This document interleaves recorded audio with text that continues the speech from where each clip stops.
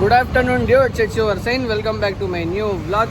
இப்போ எங்கே இருக்கணும்னாக்கா ஜோலார்பேட்டில் இருக்கணும். எங்கே போகிறோம்னாக்கா ஏலகிரிக்கு தான் போகிறோம். நேற்று பண்டிகை நல்லபடியாக முடிஞ்சிருச்சு. ஸோ இப்போ வந்து ஏலகிரிக்கு போகிறோம். டைம் வந்து 12:30 மணிக்கிட்ட ஆகுது. நீங்கள் இன்னும் சப்ஸ்கிரைப் பண்ணாமல் பார்த்துட்டு இருக்கீங்கன்னா சப்ஸ்கிரைப் பண்ணிக்கோங்க. Stay tune.